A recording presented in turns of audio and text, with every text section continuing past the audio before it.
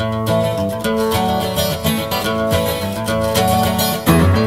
6, I'm Sam. Joining me later will be Matt, Colin, and Tintin, analyzing technology for global reach in Nigeria.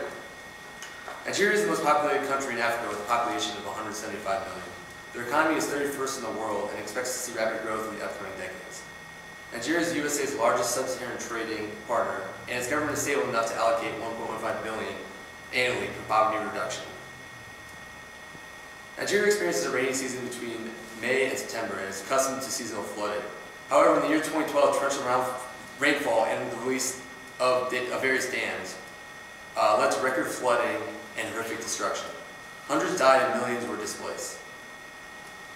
The floods of 2012 exposed some key issues in Nigeria in terms of information technology and disaster relief. First and foremost, many Nigerians lack access to internet and phones, especially in rural areas, which were hit the hardest. Secondly, there was very little media attention surrounding the incident, which hurt international aid.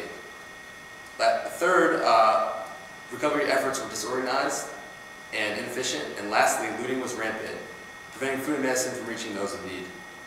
Our group has identified 4 possible solutions, and we're going to begin with Tintin discussing how the Nigerian Army could better be utilized during disaster relief.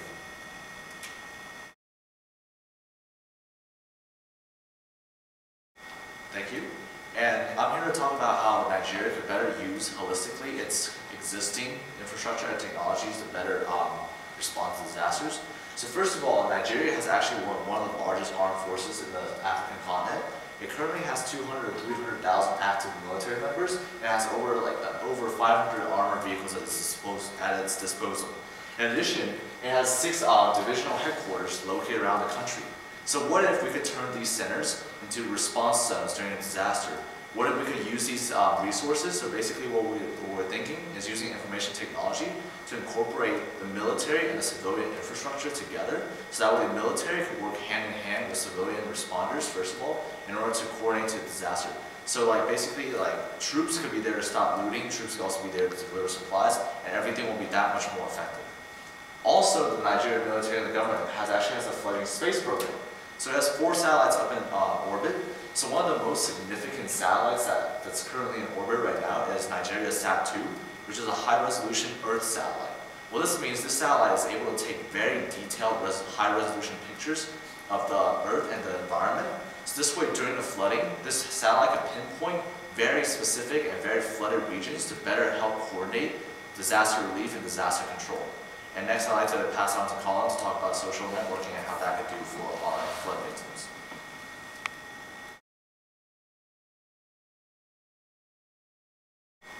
Thanks, Tintin. Now I'm going to talk about how social media can be used as a response during the Nigerian floods. First off, currently in Nigeria, there are 5 million smartphone users and over 101 million cell phone users. Now this is not very effective in a country with a population of over 175 million people. So what we'd like to do is not only to use social media to notify people within Nigeria, but also to let the natural disasters known on a global stage. So one of the ways we will do this is through different social media techniques. First, through YouTube.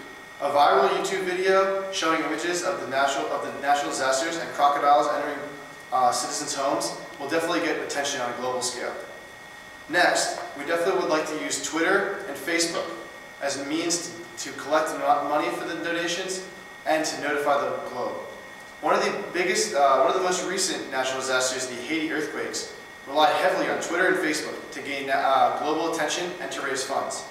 Just 2 days after the events in Haiti, there were 2.3 million tweets mentioning Haiti or Red Cross. Next, there were many Facebook groups. One specific group in Haiti had over 170 million likes and raised over $8 million. Meanwhile, there are Facebook pages behind me like this for Nigeria that have only 19 likes. So clearly there is a disparity between the global knowledge of the Nigerian floods and the Haitian earthquakes. Another social media outlet that we'd like to reach out to is online donations. These can be done through Twitter, via tweeting specific numbers and donating money, or through the Red Cross by having your credit card go through the Red Cross. In all, we'd really like to see social media used to help the Nigerian floods, and I'm now going to pass it off to Matt, who's going to discuss our recovery phase.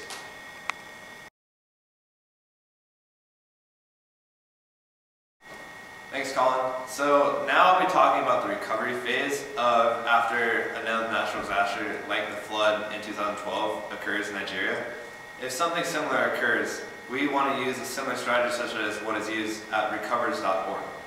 Basically, this company would come in and do three main things. They would make volunteer management tools, which allow volunteers to sign up easily to help, track their hours, and easily let people sign liability waivers. This makes it very easy for people to sign up and is a very efficient way to make sure as many people sign up as possible who want to sign up. Next is an online mobile help request feature. Basically, this is very similar to what Colin was talking about earlier. It's going to allow people to use social media and use, with help with a company such as the Red Cross, easily donate through different online places such as Twitter or through the Red Cross website. Next is an information hub. Basically, we want news reporting, Twitter scraping, community messaging center locally so that people will understand what's going on. However, we also want to reach out globally so that more people are willing to help either through donations or through physical help. So now we'll talk about some risks that we see with some of our solutions. We saw two categories of risk, strategic and financial. The strategic risk is by bringing the government in and having armed forces stop looting. Since there is some government corruption, they could possibly do some looting on their own. We saw this has low probability and medium impact, so we gave it a PI score of 5.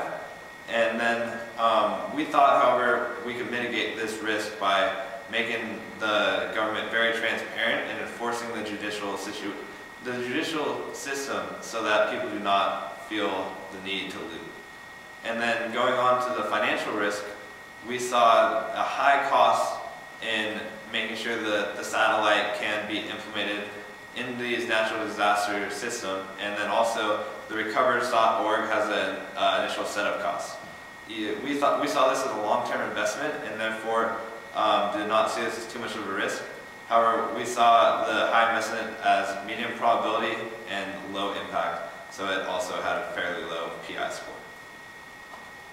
So for future disasters, we saw the solutions of bringing in the armed forces, better utilizing Nigerian satellite technology, social media and crowdsourced techniques to spread awareness, and then finally recovery.org solutions as a great way to make sure we are prepared for future disasters, we can respond very quickly, and then we can recover, and so therefore there are no long-term costs to the natural disaster.